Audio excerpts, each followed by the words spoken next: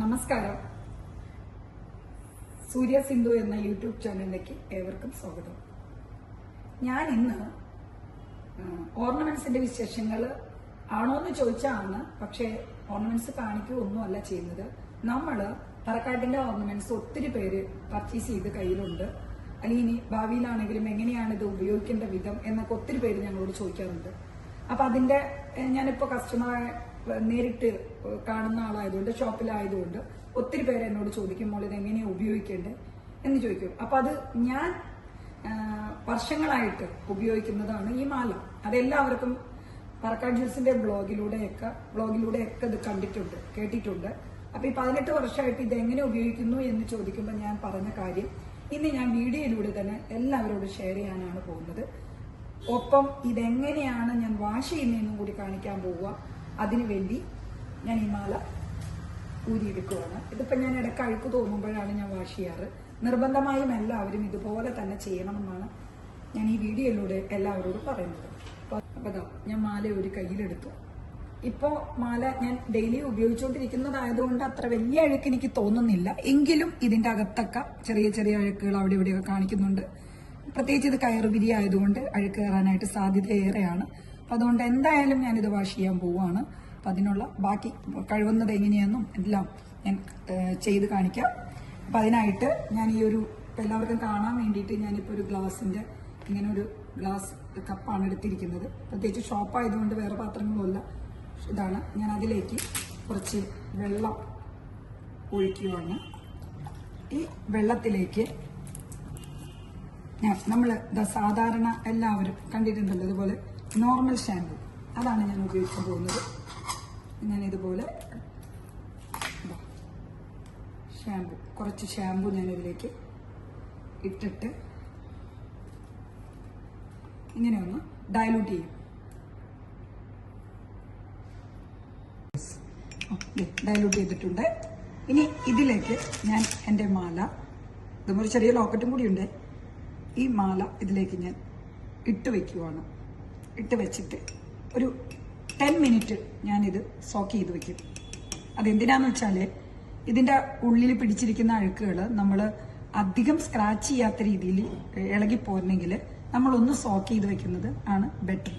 അങ്ങനെ സോക്ക് ചെയ്ത് വെച്ചിരിക്കുവാണ്. ഇനിയിപ്പോൾ 10 മിനിറ്റ് കഴിഞ്ഞ് നമ്മളിത് എടുക്കും. ഇതാ 10 മിനിറ്റായി. നിങ്ങൾക്ക് കണ്ടാൽ മനസ്സിലാവും. ഇത് കണ്ടോ, അഴുക്ക് ഒരു വൈറ്റ് കളറിൽ ആ ഇത് മാറിയിട്ട് ഒരു ചെറിയ ഷെയ്ഡൊക്കെ വന്നിട്ടുണ്ട്. എന്തായാലും അത് അഴുക്കാണ്, വേറെ ഒന്നുമല്ല.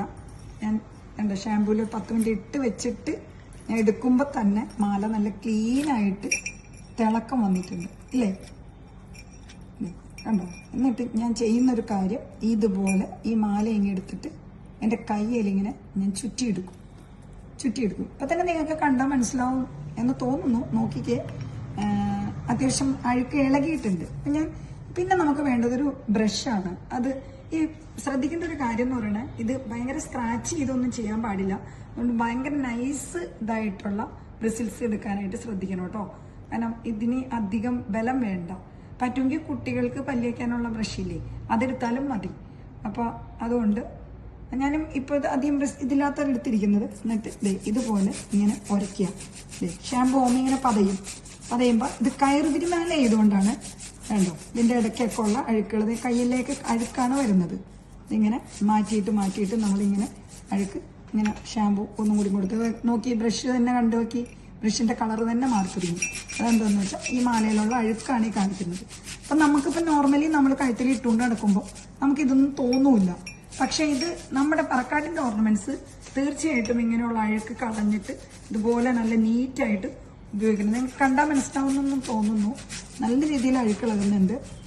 ഇങ്ങനെയാണ് ഞാൻ ഈ 18 വർഷമായിട്ട് ഈ മാല ഉപയോഗിക്കുന്നത്. ആരും പറഞ്ഞിട്ട് വിശ്വസിക്കുന്നില്ല. പക്ഷേ എന്തോ ഞാൻ യൂസ് ചെയ്യുന്നത് ഇങ്ങനെയാണ്. അത് ഒരു പ്രാവശ്യമെങ്കിലും നിങ്ങൾക്ക് കാണിച്ചു തരുമെന്ന് തോന്നിയതുകൊണ്ടാണ്. ഇതിപ്പോൾ ഏറ്റവും കൂടുതൽ എനിക്ക് അഴുക്ക് തോന്നിയ ഭാഗം ഇതാണ്. അവിടെ ഞാൻ നല്ല രീതിയിൽ ഷാമ്പു കയറ്റി ഇങ്ങനെ എടുക്കുമ്പോൾ കണ്ടോ, എൻ്റെ അഴുക്കൊക്കെ മാറി നല്ല നീറ്റായിട്ട് മാല കിട്ടുന്നുണ്ട്. ഇതാണ് അപ്പം ചെയ്യേണ്ട വിധം. ബ്രഷിൻ്റെ അകത്തിരിക്കുന്ന അഴുക്ക്, ഈ വെള്ളത്തിൻ്റെ കളറ്, ഇത് കൃത്യമായിട്ട് അറിയാൻ പറ്റും. ഇത് വേറെ ഒന്നുമല്ല, മാലയുടെ അകത്തുണ്ടായിരുന്ന അഴുക്ക് മാത്രമാണ്.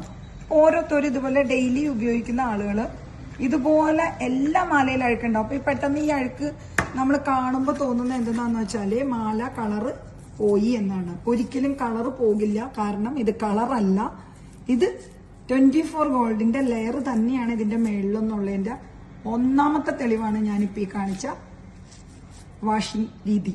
അപ്പോൾ ഇതിൽ നിന്ന് എല്ലാവരും ഇതൊരു പാഠാവും. നമ്മളുടെ പറക്കാട്ടിന്റെ ആഭരണങ്ങൾ കൃത്യമായിട്ട് ഇതുപോലെ വാഷ് ചെയ്യാനുള്ള ഒരു ധൈര്യം എല്ലാവർക്കും ഉണ്ടാവട്ടെ.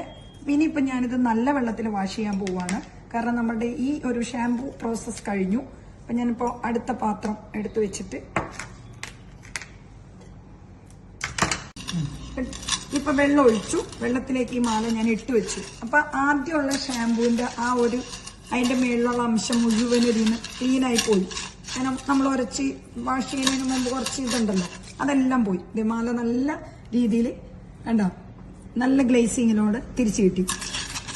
ഇനി ഈ വെള്ളം ഒന്നും കൂടി, ഞാനിപ്പോ ഇവിടെ ആയതുകൊണ്ടാണ് ഇങ്ങനെ വെള്ളം മാറി കാണിക്കുന്നത്. നമ്മൾ വീട്ടിലാണെങ്കിൽ നേരെ പൈപ്പിന്റെ താഴത്തോട്ട് കാണിച്ചു കഴിഞ്ഞാൽ നമുക്ക് എല്ലാ വാഷിങ്ങും അവിടെ തന്നെ തീരും. പക്ഷെ ഇവിടെ അത് ഷോപ്പ് ആയതുകൊണ്ട് എനിക്ക് ബുദ്ധിമുട്ടാണ്. അതുകൊണ്ട് ഞാനിപ്പോ ഈ വെള്ളം മാറ്റിയിട്ട് അടുത്ത വെള്ളത്തിലേക്ക് മാറ്റുവാണ്. കാരണം ഇത് കട ആയതുകൊണ്ടാണ്, ഷോപ്പിൽ ഇങ്ങനെയൊക്കെ പറ്റത്തുള്ളൂ. ഇതുപോലെ വാഷ് ചെയ്തെടുക്കാം.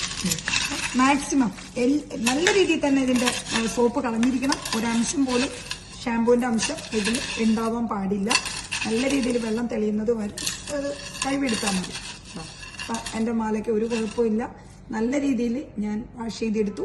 ഇനി ഞാൻ ചെയ്യാൻ പോകുന്നത് ഒരു വൈറ്റ് എന്നല്ല, ഒരു കോട്ടണിലേക്ക് വെച്ചിട്ട് മാല ഇതുപോലെ വെച്ച് വെള്ളം ഉണക്കിയെടുക്കുക എന്നുള്ളതാണ്. ഇത് ഇപ്പോൾ ഞാൻ ഇതുപോലെ മാല ഞാൻ ഉണക്കിയെടുത്തു.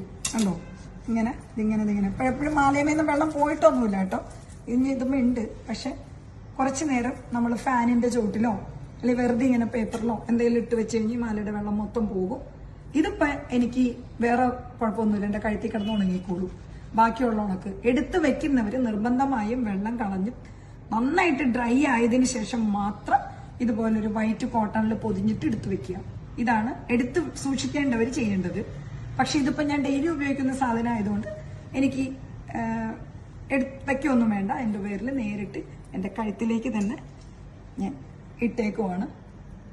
ഇതാണ് പറക്കാട്ടിന്റെ ആഭരണം എങ്ങനെ ഉപയോഗിക്കും, എങ്ങനെ വാഷ് ചെയ്യും എന്നുള്ള ചോദ്യത്തിനുള്ള ഉത്തരം. ഇതുപോലെയുള്ള ഉപകാരപ്രദമായ വീഡിയോകൾക്കായി എന്റെ ചാനൽ സബ്സ്ക്രൈബ് ചെയ്യുക. തീർച്ചയായും എല്ലാവരിലേക്ക് ഷെയർ ചെയ്യണം, കമന്റ് ചെയ്യണം, ലൈക്ക് ചെയ്യണം. അപ്പൊ നമുക്ക് അടുത്ത വീഡിയോയിൽ കാണാം.